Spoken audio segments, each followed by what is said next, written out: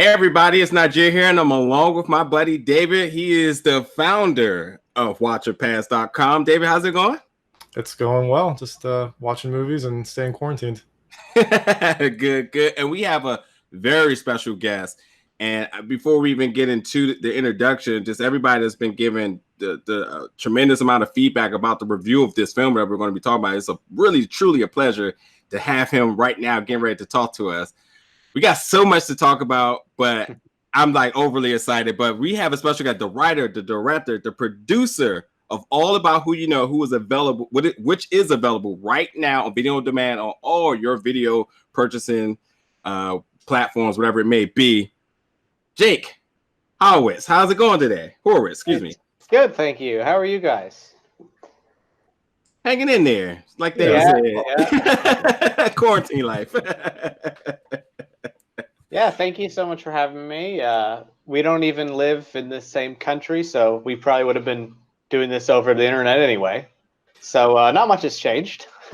Yeah, it's really a difficult time for everybody. I mean, we really do, thank you still for your time right now. It's still your time regardless of, having extra time or not, but we definitely thank you for that. And the project is just so amazing, and we got so many questions, and we're just really excited to have you right now. And I think the really quick soft question I have for you is, I'm curious about the name change of the title. You went from the shorter who do you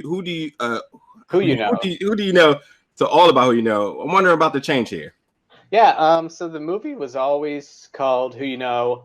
I think I had a title before I had a script or anything.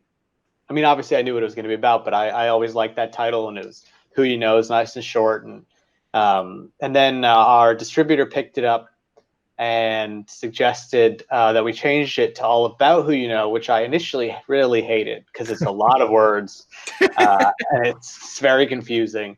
But it is because so many movies come out on VOD, and as you know, when you turn on the TV, you get a ton of content just thrown at you. But All About Who You Know kind of goes to the top because it starts with an A.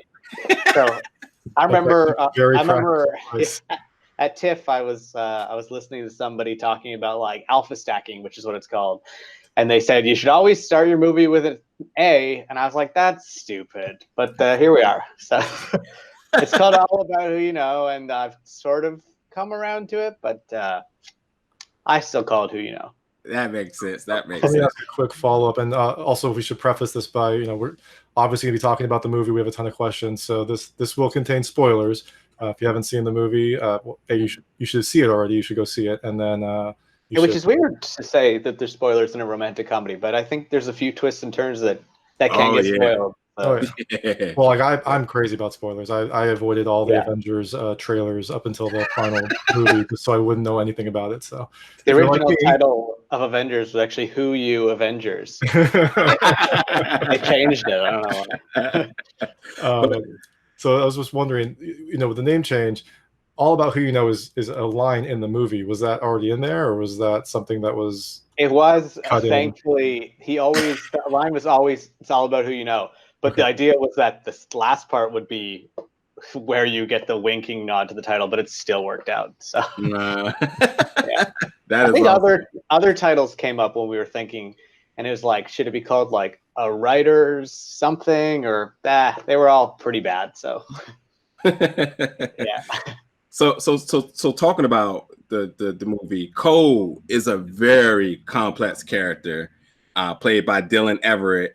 Can you really talk about coming up with a character such as that, and then obviously doubling down with getting the perfect casting to play that character? Because he's truly a unique character I really haven't seen in a film, and probably never, to be honest. Yeah, it was. I had always started out, the original intent of the movie was, let's make a romantic comedy with an unlikable lead. And that's not done a lot of the time. So that was really interesting. And then, a lot of the, when we were trying to get it made here in Canada traditionally, which is through government funding and the established systems to make a movie, because it was such a unique idea, a lot of the feedback was like, well, we don't know how we feel about an unlikable character in romantic comedy. And on top of that, you'll never find someone who could play this part well. And so, you know, luckily we found Dylan, who I knew his work. He's been in a lot of stuff, and he's been acting since he was a kid. And he was really just, we actually cast him 3 days before we started shooting. So, oh wow, like all the pieces were in place, and then I was like, well, we'll never get Dylan, but we reached out to him anyway. 3 days before, his agent sent him the script, and he said he got 15 pages in, and then he picked up the phone and called me and said, I'm in, let's do it. And then he showed up 3 days later, knew all of his lines word for word, and he was really amazing. Yeah. Wow. He said he's unlikable, but I mean, there were times when I liked him, right? It's tough. Like as Nazir said, he's such an interesting character because he goes back and forth between you like him and then you don't, and he's really self-aware. So at least when he's being an asshole, he knows it, and so you kind of want to root for him to get on the right track, which is, I think, you know, relatable to a lot of people. Is that at least you can try to get better and know what you're doing wrong. Yeah. And that, you know, definitely, you know, it makes it even more infuriating when you're like, why are you doing this? You're intentionally doing this. Yeah. You know what you're doing wrong. Yeah. Yeah. So you mentioned that he knew his lines, and that kind of leads to a question I had. So there's one scene on a lake where Dylan is drinking a beer, and Michael Burwell starts the boat, and it spills onto him. And it's a very natural scene. And then on the dock, when he gets out, Michael Burwell pushes him in the water to wash it off. Was that all improvised? Because it looked like it could have been, or it could have been, you know, part of the script. I just wasn't sure. That was when you have a low budget indie rom-com. A lot of this stuff isn't super challenging. I mean, like, you want it all to feel natural, but so the hardest part was actually that, because that involves choreography and stuff. And believe it or not, that counts as a stunt. You know, I sort of grew up near that lake, and so every summer we would go swimming, and you know, it's a really well-known lake, and everyone in the area swims in it. But because we were working with the Actors Union, when they had read the script, because they have to approve it to get everybody on board, they were like, well, there's a scene that involves someone jumping into this lake. We don't know how safe that is. And I'm like, everyone has been swimming in that lake forever. It's very safe. And they're like, we need water safety tests. And it's like, but yeah, so the boat, when he like got pushed back in the boat, we had to do that a few times to get that to look right. And then when he got pushed in the water, we only had 2 shots at it, because anything after that is considered too risky. But you know, Dylan was not worried at all, and he just sort of knocked it out of the park and was game to get shoved in the water. Awesome. And then that kind of leads to another question. You know, this is a movie about a writer, written by you. You know, I imagine you have a lot of personality and like personal experience vested in it. So how much did you kind of allow the actors to improvise and build out their characters, and how much of that was just, you know, your good writing, I guess would be? The way that I like to shoot things and write things, I mean, I was always a writer first before I was a director. So I like to try to get things as natural sounding as possible on the page. And so I always try to get them to read it word for word, and then do a bit of improv once we have the scene locked. So in that case, a lot of everything was almost word for word in the script. And then some of the funny stuff, you know, Dylan or Stevie or whoever improvised, and a few of those lines made it into the movie. And there's really funny. One of my favorite lines is improvised is Dylan's, when he pulls the keychain out of the mac and cheese, which would make no sense if you've not seen it. And he says, like, I don't know, it's a keychain and a bowl of macaroni. I bet it must be something good. I think it's a trip to Miami or something like that. That was improvised. That's awesome. But I think I like to do really naturalistic dialogue with a lot of people cutting each other off and talking really fast. And so that was all word for word in the script. And they just did a really good job of making it feel normal. That is awesome. Yeah, it felt so organic. Yeah. Very sharp and fresh. I think we were both talking about how, it feels like a much younger, fresher kind of movie than something that might come out of Hollywood. Yeah, and that's that's part of, I think, that's sort of how it skews differently to different audiences.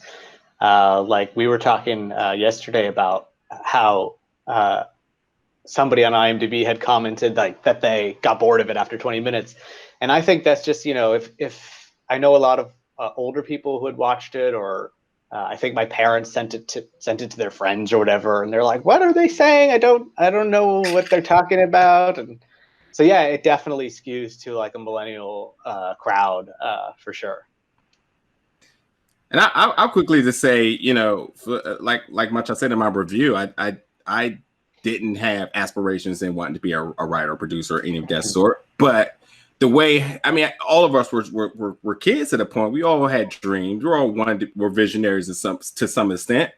And I think how he wanted to live out his passion, and we've seen that play forth throughout the entire movie, whether you liked it or not. I think that should resonate with about 99% of us. If you really want to do something, you really want to achieve it, you're going to figure it out, and you're going to, if it's ethical or not. So, right. that was really the intrigue for me. It's like, and to the IMDb comments, like 20 minutes in, I mean, like, how bad was your childhood that you didn't feel complacent, say like, I need to see how this is going to play out. You know what I mean? I was in within 10 minutes, like, oh, okay, this is interesting. This is different, so.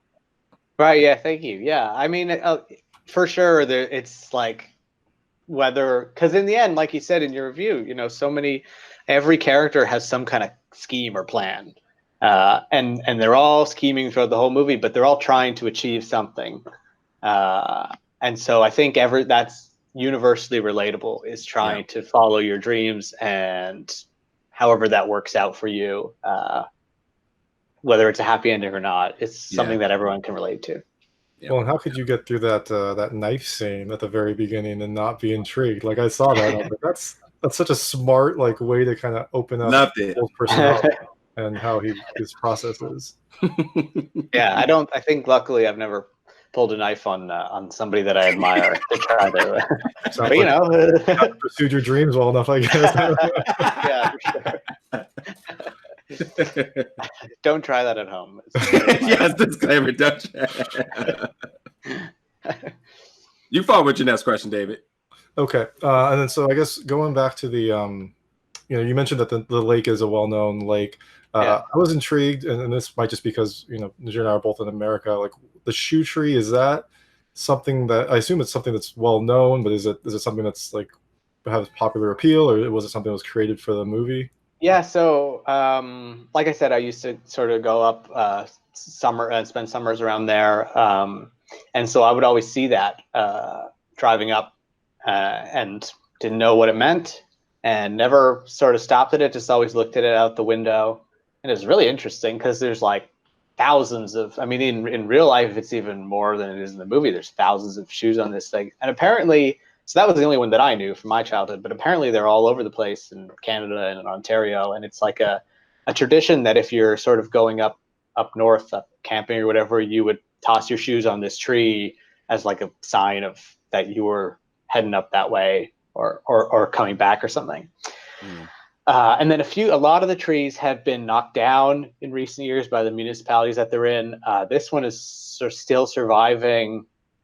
And so that was something that I had written into it because it was something that resonated with me that I thought was this really interesting spot these characters could connect to.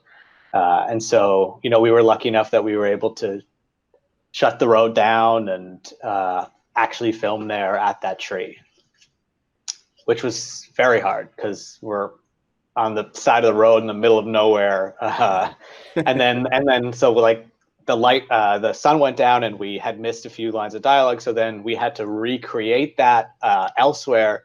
Luckily, there was a huge branch that had fallen off the tree that had like hundreds of shoes on it. So we took that. I think there's a behind the scenes photo where we took that branch, put it on 2 C stands, and just like filmed through the shoes. So that's like the spirit of indie filmmaking is taking a branch of shoes and recreating it. Yeah. I hope now we're painting another beautiful canvas of legitimately the hard work it takes to get these films done. And that's what I say. It's what I like about independent films, is because we understand, and we'll talk about it in a quick second. Well, we understand the sacrifices that have to be made, really the things that really depend on the success of films, and how the world can obviously put a wrench in that. And the biggest thing for me is I feel that the cast, as well as the directors, writers, and everybody, it's more of an intimate relationship, so that everybody, it's a happy medium that comes out of it. Not the big corporate overhead saying like, hey, I need this to be a certain way. And then you end up getting results of people getting in positions that, completely restricts them of something that got them to even this platform in the first place. So, much like I was saying about your cast, we seen them on Degrassi, and you saw a side of them there, and then you see them in a film like this, and you're like, whoa, they're completely versatile. Like they were able to really show their skills on display. And I think, that's really passionate. It shows the level of passion on all circles. And, hearing stories about actually getting the film to get done, it's just the other layer that, we don't get to see. But, I appreciate it. Now, hopefully anybody that's watching this and anybody that loves independent films will also take an extra step to say they appreciate that as well. Yeah, thank you. I appreciate that. It's so hard to get a movie made. So anytime that anyone says they enjoyed it a little bit is like really worthwhile, especially in a world like this where we didn't get to see it with an audience and stuff. Yeah, that's unfortunate. Michael Blow, I don't know if you're a gamer, but Michael Blow has a line where he says, mainstream games hit kind of all the edges and kind of sand them down, so you get rid of all the rough edges. And your comment about, the Canadian Film Board not thinking that the likable character would happen, and some of these, these complexities when you were shooting are kind of endemic of indie film. It's like you get to see something that's a little more raw, but then also maybe a little more personal in that respect. Oh, absolutely. David, your question about the ending of the movie too. This is a really good. Yeah. Okay. I'm interested in this one. Obviously, major spoilers here, everyone. So I both loved and hated your ending because that's intended. It felt like the correct ending, right? It felt like a good open-ended ending so that we don't know what it was, and it felt very unconventional. But me personally, I wanted to know what was going to happen with him. So, can you talk a little bit about that? And I'm just curious if you guys agree on that love-hate or. Yeah, we was chatting about this before, and I was just like, we're victim of the era of binging. And, when you love that episode so much that the next one is queuing up next, and then, you forget that you're watching a film, you're just like, all right, well, I can't wait to see what happens to Cole next. And like, oh, wait, that was a film. I am very upset right now. So it's not the conventional love hate, but you get what we're saying. Yeah, let me. I thought it was a perfect ending, but me just as a completionist, and I wanted to have some closure there. So. Yeah. I forget your question though. Sorry, what? So was the ending always supposed to be that open-ended where you kind of don't know what happens to him, and he's got kind of three conflicting? Yes. In the original script, which I want to point out was, the first draft script was like 100. It's embarrassing, but it was like 160 pages or something insane that it didn't need to be, because the final script was like 90 pages. But always the ending was unchanged, and the last line in the script is Cole shifts like imperceptibly in his chair, just like the slightest fraction to show that he is getting up, but you don't know where to. Yeah. And I think that's really powerful because, since the movie's come out, we've had a lot of people message us on social media, and they said, where did he go? But then other people are saying, here's where I think he went to do this. I think he went to do this. And then this goes, so you can sort of draw your own conclusion of, do you want him to learn a lesson? Do you want him to go to Austin or Haley or whatever? This goes back to the thing about older people not necessarily understanding the film. It was, I showed it to my grandmother like a year ago. And I think she was asleep for most of it, but she sleeps through every film. But then at the end, she saw the ending, and I was like, so what happened? Where do you think he went? And she's like, I think he probably just went up to like go to the bathroom.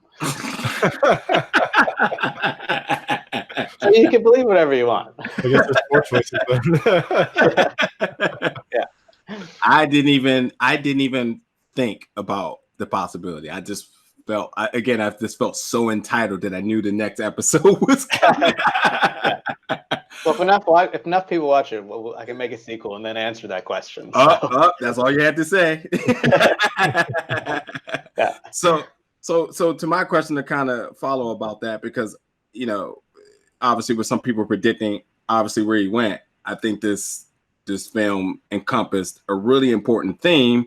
And much like I said again in the review, the theme is very synonymous with the legendary Joni Mitchell's The Circle Game. And it's played, it's referenced, it's pretty much synonymous with the film throughout the entire film. And there's a particular lyrics in the film that I wanted to bring up on, and it's the lyric states, "Through his dreams has lost some grandeur coming true. There'll be new dreams, maybe better dreams, and plenty." Yeah. So when I think about the last scene now, when you put that again, it's like, again, somebody who's been self-aware the entire time. I think that, her singing on stage was like him looking in the mirror and realizing like, hey, you're back to where you started initially. Yeah. So, but more or less, the question is the song, The Circle Game. Is there any relation or correlation with you to that song or you to Joni Mitchell? Like, where's the influence there? Because again, I mean, the song is legendary. It's been out for a while, but it's almost as if that song was written for this movie. Yeah, thank you. That means a lot because I always loved that song. And I've been listening to it since I was like a teenager with my iPod, thinking it was like the most deepest thing ever written, as you do. And I had always wanted to like write something about it and about those themes, which really resonated with me. So always the intention from writing this script was to use that song in some way. And I think perhaps naively, I was like, yeah, and then we'll just get the song and it'll be fine. And so I wrote it in and we filmed it, and there was really no way to separate the song from the movie. And then when it came time to license the song, which of course I've heard the song in other things, and it's not like it's who's a famous band for not AC/DC. There's bands that don't let people license their music. Joni Mitchell is not one of those people. So but we're a tiny little movie, and so we sent in our thing and we said, here's what we want. We want to license the song, and they said no. Wow. And so at that point, I was like, well, this whole movie is fucked. Like you can't separate the song from the movie. Yeah. So that was like a few weeks where I like did not know what was going to happen, and then I ended up writing like a heartfelt email to Joni Mitchell, obviously not to her because I have no way of reaching her, but to her management, and who knows if she read it, probably not. But in the end, I think we worked out something, and not like for cheap or anything, but we were able to use it in the end, which I'm super thankful for because I really love it. And I know that from a producing standpoint, my producer, Jane Lohman, who will be watching this interview after, she was like, not for that much money, we're not using it.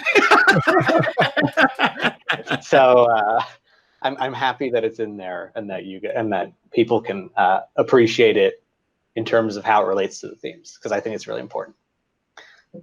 So I've got a question to bounce off of that. So the movie's obviously about writer and writing in the film industry, but then you also have this interesting character, Haley, who's an aspiring musician, and you get a lot of her original songs in there. Was it always kind of your intention to have almost dueling artists or dueling, I guess, struggling artists, even though they're in very different situations? Or yeah, I think as someone who has wanted to make films since I was a kid, that creative struggle is sort of all that I knew, especially as a young writer. And I wrote this years ago when I was younger, and that's sort of the only inspiration you have to draw on because you don't have much life experience or anything. So that was really important, that creative struggle and a story about aspiring artists. And initially I didn't even want it to be about a screenwriter because that's considered really like inside. And a lot of people are like, well, you shouldn't make a movie about making movies. So I was trying to think of other things that he could be, a stand-up comedian or an author or whatever. But in the end, I chose screenwriter and a musician, because at least a musician, you can see them actually doing something. You don't see a lot of Cole sitting and writing on a computer, because that would be very boring. Yeah. He's in a Starbucks for 8 hours, just It looks a lot like sitting in quarantine, actually. It's months and months of talking to nobody at your computer. So as I come up on one of my final questions, we bounce back and forth about this a lot, and it's film festivals. Both of us as reviewers, we look forward to these things throughout the year, because you come up on gems like this, and we're excited for it. And once the world kind of went to shit, in other words, it's for us, we just kind of wipe our hands like, hey, there's next year. But then again, like I said earlier, then there's the other half of this that sometimes we just tend to forget, and that's how dependent independent films are looking for these film festivals, because this is your chance to not only be able to get the world to see it, see the crowd reactions, be a fan, and meet people and other things, meet your mentors or whoever it may be. So I just, I think what I kind of want to open up the platform for you to say is just like, as somebody in your role, how important are film festivals into the success of films for you? Well, I mean, this movie was actually made, it was finished over a year ago. But then, we weren't going to release it because no one would have known about it until it went and won some awards at film festivals, hopefully, and got around like that. Which was, we got into some really good film festivals. We were going to have our US premiere at CineQuest and Cleveland International Film Festival and Canadian Film Fest. They all got canceled. Before we did have a premiere at Hamilton Film Festival in Canada, which was really nice. But we held off on releasing it for a year because we were waiting to go to all these festivals. So we waited for a year, and then the 2 days before CineQuest, it was canceled and all this stuff. So you kind of, we worked on it for 2 years, and the end goal is to be able to enjoy it with audiences and hear what people thought, and we never got to do that. So anytime that people like you post reviews and say how much it means to them, or if a fan messages us on Facebook, it really means a lot, because I have no idea what people think of it. If it wasn't for social media, I would never know. Yeah. So is there an avenue, like, once film festivals start back up, could this come back into the circuit or have some sort of additional release? I just don't know how that area. Yeah, it depends what festivals want to do, because usually they have a pretty hard rule of, if you're already out on VOD or whatever, you can't be at the film festival. So it depends if they start changing those rules. I don't know. It would be really nice to see it on the big screen with an audience, but who knows how far away that is and how long the movie will have been out by then. I filmed my next feature in February, like a week before everything went to shit. So luckily we finished that and filmed it, and I'm in post on it now. But I say that's the same thing where, it's like a Christmas movie. It's like a satire of those cheesy Hallmark Christmas movies. But we don't know. We wanted to see it in theaters by Christmas, and who knows what'll happen. So what's the theme with your projects, Jake? Yeah, a satire or a new take on a existing genre that's not looked favorably on. Yeah, I like doing new takes on stuff that people are sort of used to seeing everything. Yeah. Go ahead, Ed. So I guess to lighten it. I mean, obviously we think everyone should see this movie, but Nazir and I both loved it. And it's available on demand. So I guess in that respect, it's kind of easier for everyone to see it rather than having to go to a theater and wait for the release. Mm-hmm. So hopefully more people will see it. It'll get some buzz, and I'm not sure I hope there's a sequel, because I kind of want to know what happens. But we need your help, people. We need your help. I also love it as a self-contained work. I think the sequel title was going to be Who You Knew, and it was going to look back at them like, one idea that I had was like, you start 10 years later and you see, what happened, and they sort of, I think Cole and Michael were going to run into each other somewhere in the industry and be like, oh yeah, we remember. So it would be cool to do. It would have to be like, and Who You Knew or something. Exactly. Right? Yeah. How about Who You Knew? We learned something today. My next movie is called Cup of Cheer, which I thought, okay, it starts with a C, fine. Yeah. But I think it might have to be called A Cup of Cheer.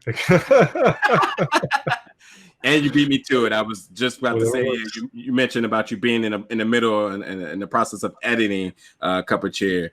Is there any bit of light you can share about that project? And I know the timelines are so crazy right now, so we can't really talk about release, but any bit of news you may be able to share about that?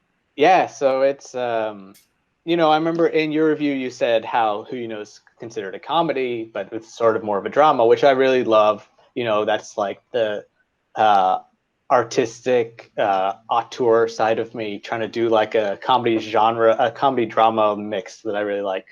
But Cup of Cheer is like straight up comedy. It's like just sort of one of those laugh out loud, like like Airplane or Walk Hard or those kind of really funny movies that have like 6 jokes a minute that you don't see a lot anymore.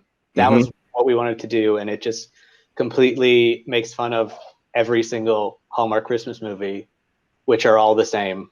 And that is almost done editing, and it will be out in November for sure. All right. Awesome. I have quickly got to say that I don't know if you can tell by how big I'm smiling, but you done hit it right on the head. I don't know if you can see right behind me, but there's a person who really loves those type of films right here. Yeah. What are your favorites? I can't see them. Hot Shots, Hot Shots, Airplane, Naked Gun. Naked Gun, yeah. That is my cup of tea right there. So that is exciting. It's a Cup of Cheer, yeah. Yeah, there are some of my favorite movies, and they don't really make them anymore. I don't know why. Not at all. Oh, I'm happy about that. So I guess circling back to the movie, and this might be one of the last questions. The movie's about Cole and kind of doing something crazy to try to get a leg up in Hollywood. And this could be for you, hypothetical person that you might know. Like, what's the craziest thing that you've done to try to make it in showbiz, or the craziest thing that you've heard? I think that there's probably a ton of very interesting stories that, like you said, probably don't get told much. Yeah. Never dated anyone to try to get in there. Never stabbed anyone. I think it's pretty. I'm trying to think if I heard any stories. No.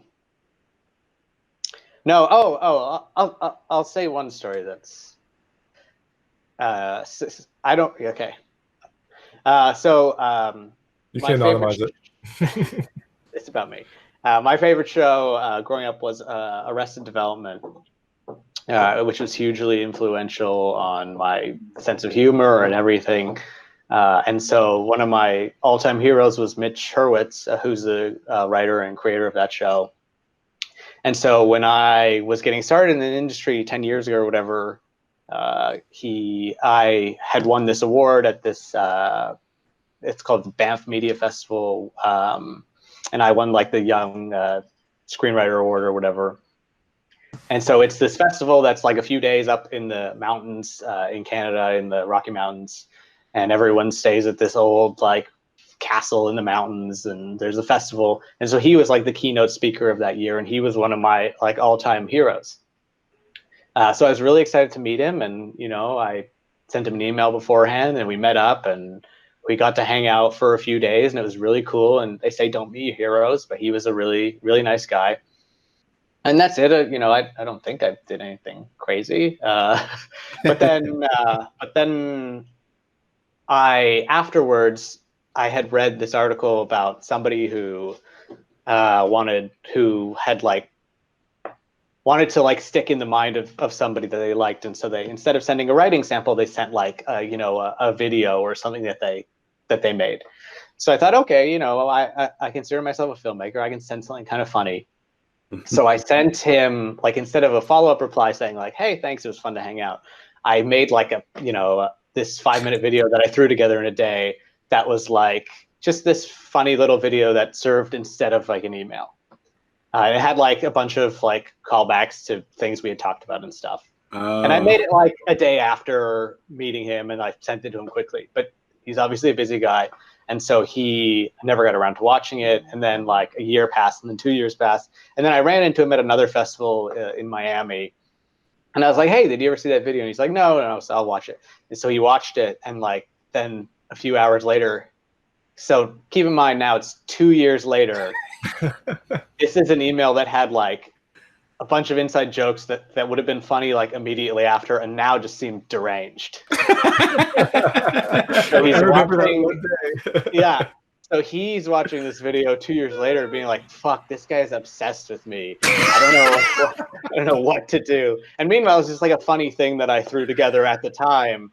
And so he sent me an email after watching it, and he's like, "Well, I'm kind of scared, but like, I'm not like, I can't help you with your career or anything, but like, good luck, and don't like stalk me or anything."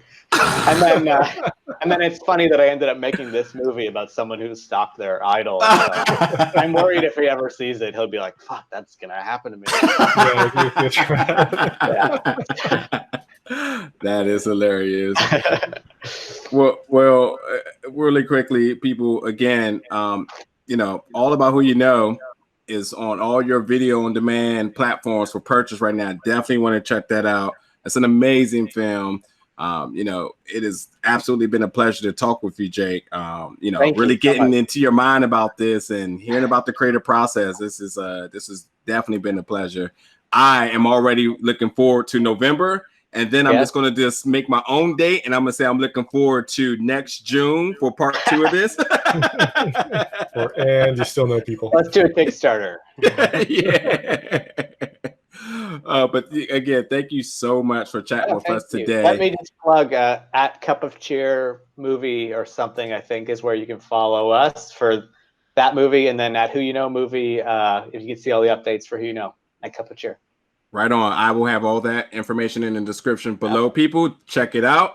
And until the next time we get to chat about that, and hopefully the world gets back to normal, we can meet at the film festival, the more exciting way with the fans, and much success to you, man. And then we'll send you a follow-up video about all the inside jokes, and it'll come. Please do. I'm waiting for someone to stalk me and send me a crazy video. Well, thank you so much for chatting with us. Yeah, you have a good one. Thanks, you too.